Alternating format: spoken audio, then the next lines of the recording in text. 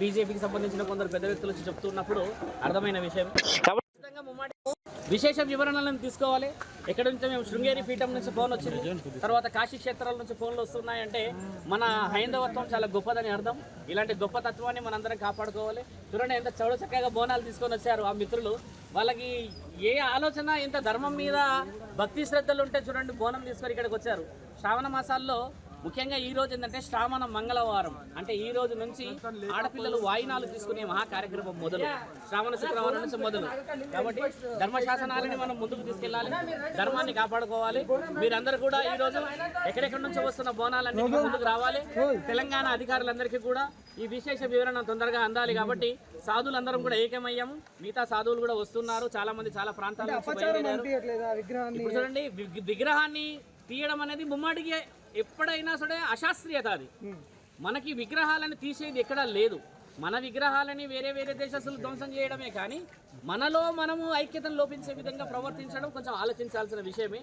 కాబట్టి ఖచ్చితంగా రేపు కానీ ఎల్లుండి కానీ మంచి విశేష వివరణ వస్తే మనందరం ఒక పండగ వాతావరణాన్ని ఇక్కడ పెట్టి పెద్దమ్మ తల్లిని కాపాడుకోవాలి.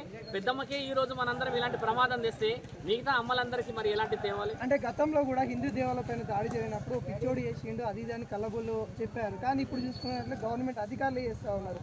వాటి మీద ఏమంటారు? ఇప్పుడు ఒక సాధువులం కాబట్టి మాకు ప్రభుత్వంతో, తర్వాత మీరు అన్నట్టుగా రాజకీయవేత్తలతో కానీ మిగతా ఏ వ్యాపారవేత్తలతో కానీ ముఖ్యంగా పని ఉండదు. మాకు కావాల్సిన ముఖ్యమైన విషయం ఏంటంటే మన సనాతన ధర్మంలో దేవీ దేవతలకి విలువ ఉంది. అలాంటి దేవీ దేవతలందరినీ మనం కాపాడుకోవాల్సిన అవసరం ఉన్నది. కాబట్టి ఈరోజు మేమందరం కూడా ప్రభుత్వాన్ని ఒక ఆలోచనతో ముందుకు తీసుకొచ్చి చెప్పిన ముఖ్యమైన విషయం ఏంటంటే 100 గజాల స్థలం ఇచ్చి మిగతా స్థలాన్ని వాళ్ళు ఉపయోగించుకున్నా కూడా పుణ్యమే. కాబట్టి ఆ 100 గజాల నుంచి ఈరోజు చూడండి సుమారు వారం నుంచి ఎంతమంది వస్తున్నారు. వర్షంని తర్వాత ఇక్కడ ఉన్న ఆ ప్రాంతంలో చాలామంది ఇంట్లో నుంచి బయటకు వచ్చి బోనాలు పెడుతున్నారంటే వాళ్ళందరికీ గౌరవం. 80 సంవత్సరాల చరిత్ర ఉన్న గుడిని గులగొట్టుకోకూడదు. నమ్మకం ఉందా అండి? ఖచ్చితంగా రావాల్సిందే కదా. ధర్మమే గెలిచింది అనేది మన దాంట్లో శాసనాల్లో ఉంది. కాబట్టి పెట్టకపోవడం అనేది ఉండదు. ఎందుకంటే ఉన్నతంగా వాళ్ళు లేఖలన్నీ స్వీకరించారు. ఒకవేళ వాళ్ళు లేఖలు మనం పెట్టిన లెటర్స్ కానీ నిన్న కలెక్టర్ గారి దగ్గర పెట్టాం, మన మేయర్ గారి దగ్గర పెట్టామనంటే వాళ్ళు కాగితాలు తీసుకోకపోతే మీరు అన్న ప్రశ్నలు రావాలి.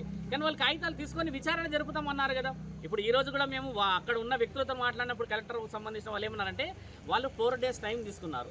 అంటే ఈ ఎక్కడ పరిధిలో వస్తుంది, ఎలా వస్తుంది, దానికి ఏ విధమైన ఆంక్షలు విధించాలనేది 4 రోజుల ప్రణాళిక వాళ్ళు తీసుకున్నారు. కాబట్టి మనం వాళ్ళకి గౌరవం ఇవ్వాలి. ఇక్కడ మనం చేస్తుంది ఏంటంటే శాంతియుతంగా కొన్ని విషయాలను సాధించాలి. కాగితం మాట్లాడే అంతగా మనిషి మాట్లాడినా కూడా విలువ ఉండదు. కాబట్టి ఒక కాగితం వస్తే రేపటి రోజు తరతరాలకి ఈ గుడికి విలువ తెలిసి వస్తుంది అనేది మా ఆలోచన. కాబట్టి నిన్న చాలామంది అక్కడికి సాధు సత్పురుషులు కూడా వెళ్ళారు కదా, మీరు ఛానళ్ళలో చూశారు. వేరే వేరే వాళ్ళు సాములు వెళ్ళారు, వేరే వేరే సంస్థలో ఉన్న వాళ్ళందరూ వెళ్ళారు. కాబట్టి ధర్మాన్ని కాపాడడానికని మనం వెళ్ళి ధర్మాన్ని గెలిపించుకున్న భారతదేశం ఇది.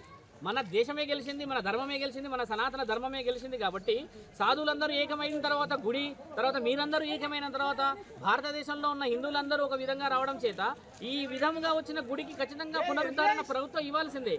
కాబట్టి ఖచ్చితంగా వాళ్ళు ఇవ్వరు అనేది లేదు, ఖచ్చితంగా ఇస్తారు.